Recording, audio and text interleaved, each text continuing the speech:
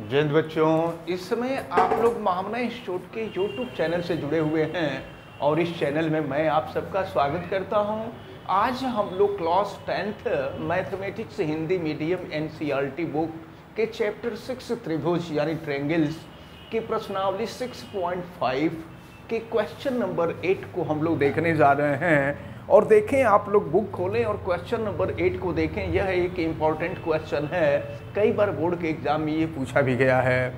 आकृति 6.54, ये जो आकृति देख रहे हैं, ये आकृति 6.54 में त्रिभुज ABC, देखिए त्रिभुज ABC के अभयंतर, अभयंतर का मतलब होता है अंदर, अभयंतर में स्थित कोई बिंदु O है। देखिए ये जो बिंदु है, यह बिंदु O है तथा OD परपेंडिकुलर टू BC। देखिए OD perpendicular to BC, BC पर लंब है, तो लंब है, इसका मतलब 90 अंश का कोण इधर भी बनेगा और 90 अंश का कोण इधर भी बनेगा।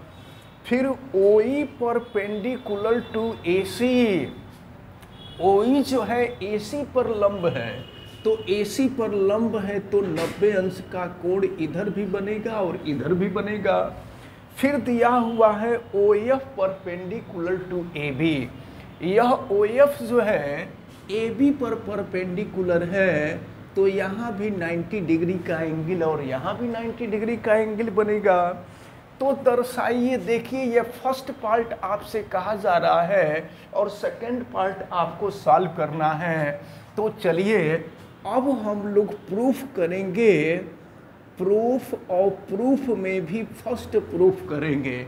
एक बात हम लोगों को देखिए, अपने मन से हमने जो जोड़ा है, O से हमने A को मिला दिया है, O से B को मिला दिया है, O से C को हमने मिला दिया है। ये काम हम लोग अपने मन से किए हैं।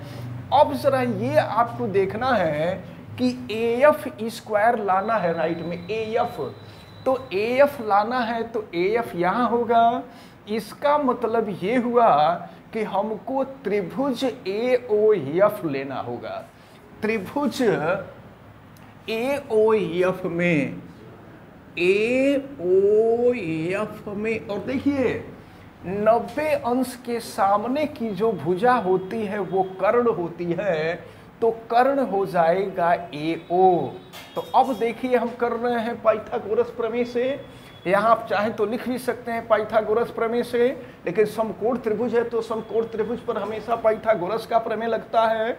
तो ये हो जाएगा OA का स्क्वायर। हमेशा याद रखे रहिएगा 90 अंश के सामने की भुजा कर्ण होती है, तो OA का स्क्वायर इज इक्वल टू हो जाएगा OF का स्क्वायर और प्लस हो जाएगा AF का स्क्वायर। अब यहाँ से अगर हम AF स्क्वायर की वैल्यू निकालें तो OF स्क्वायर जो है लेफ्ट में आ जाएगा, यानी ये हो जाएगा OA square minus OF square is equal to AF square. इसको हम इक्वेशन नंबर 1 मान लेते हैं। अब देखिए, अब क्या प्रूफ करना है, यहीं से आपको पता चलेगा कि कौन कौन सा त्रिभुज आपको लेना है। तो अभी हमने AF लेना था तो त्रिभुज AOF को लिए। अब देखिए BD लेना है, देखिए BD कहाँ है, BD यहाँ है, तो अब हमको त्रिभुज BOD लेना पड़ेगा। त्रिभुज BOD में देखिए यहाँ ये 90 अंश का कोण है, तो 90 अंश के सामने की भुजा कर्ण यानी OB जो है कर्ण हो जाएगा। तो फिर पाइथागोरस के प्रमेय से ये हो जाएगा OB का स्क्वायर इज इक्वल टू, ये हो जाएगा OD का स्क्वायर और प्लस हो जाएगा BD का स्क्वायर। लेकिन हमको ज़रूरत पड़ेगी BD स्क्वायर की, तो अब OD स्क्वायर हम लेफ्ट में ला देंगे, तो ये हो जाएगा OB square minus OD square is equal to BD square. ये हो गया इक्वेशन नंबर 2। अब देखिए कि क्या लाना है, CE लाना है। तो CE देखिए किस में होगा, इस त्रिभुज में CE होगा। तो त्रिभुज COE में हम यहाँ ले रहे हैं त्रिभुज COE में, और देखिए ये 90 अंश का कोण है, 90 अंश के सामने की भुजा कर्ण होती है, यानी OC का स्क्वायर यहाँ हो जाएगा। ये हो गया OC का square is equal to OE का स्क्वायर प्लस हो जाएगा CE का स्क्वायर, OE का स्क्वायर और प्लस हो जाएगा CE का स्क्वायर। तो यहाँ हम लोगों को ज़रूरत पड़ेगी CE स्क्वायर के, तो हम CE स्क्वायर की वैल्यू निकालते हैं, OE स्क्वायर को लेफ्ट मिला देते हैं, तो ये हो जाएगा OC square minus OE square is equal to CE square. ये हो जाएगा समीकरण नंबर 3। अब ज़रा ध्यान दीजिएगा, यहाँ पर राइट में हमको AF स्क्वायर लाना है। देखिए AF स्क्वायर इक्वेशन नंबर 1 में है, BD स्क्वायर लाना है इक्वेशन नंबर 2 में है, और CE स्क्वायर लाना है इक्वेशन नंबर 3 में है। तो अब समीकरण 1, 2 और 3 तीनों समीकरणों को हम जोड़ ले रहे हैं। यहाँ लिखा जाएगा तीनों समीकरणों को जोड़ने पर, तीनों समीकरणों को जोड़ने पर, तो देखिए लेफ्ट को लेफ्ट में जोड़ेंगे, राइट को राइट में जोड़ेंगे।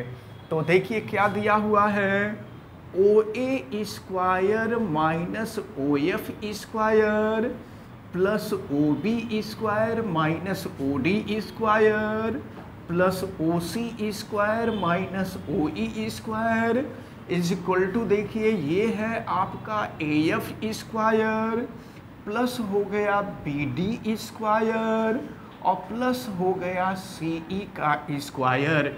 अब इसी को हम लोग सजा करके लिख सकते हैं, देखिए सही तरीके से लिख सकते हैं। तो अब देखिए यहाँ पहले OA स्क्वायर, तो ये हो गया OA स्क्वायर, इसके बाद OB स्क्वायर को लिख दिए, इसके बाद OC स्क्वायर को लिख दिए, और फिर जो है OD स्क्वायर को लिख दिए, और फिर OE स्क्वायर को लिख दिए, और फिर जो है OF स्क्वायर को लिख दिए, और ये बराबर हो गया आपका AF square plus BD square और प्लस हो गया ये आपका CE स्क्वायर। तो फर्स्ट पार्ट जो है आपका प्रूफ हो गया, यहाँ लिख देंगे दैट प्रूव्ड, ये फर्स्ट पार्ट आपका सिद्ध हो गया। अब हम लोग सेकेंड पार्ट को प्रूफ करते हैं। देखिए सेकेंड पार्ट में क्या लाना है, AF square plus BD square plus CE square, और इसको हम लोग फर्स्ट पार्ट में सॉल्व कर चुके हैं। तो हम लोग फर्स्ट पार्ट से ही हम लोग सेकेंड प्रूफ करेंगे। यहाँ प्रूफ सेकेंड देखिए, तो अब हम लोग जो फर्स्ट पार्ट है, फर्स्ट पार्ट को ही लिखेंगे, और जानते हैं क्या करेंगे, राइट वाले को पहले लिखते हैं क्योंकि यहाँ पहले लाना है। तो फर्स्ट वाले को, फर्स्ट के पार्ट को, फर्स्ट के राइट वाले को पहले लाते हैं और लेफ्ट वाले को बाद में रखते हैं। तो फिर देखिए क्या मिलेगा, ये है AF square plus BD square plus CE square, ये इज इक्वल टू है OA square plus OB square plus OC square minus OD square minus OE square minus OF square. अब चलिए जो लेफ्ट है, लेफ्ट में तो रहेगा ही। अब ज़रा देखिए A स्क्वायर लाना है ना, राइट में A स्क्वायर लाना है, तो A स्क्वायर कैसे आएगा ज़रा देखिए, हम OA स्क्वायर और OE स्क्वायर को एक साथ ले लेते हैं। तो ये OA square minus OE square को हम एक साथ ले लिए।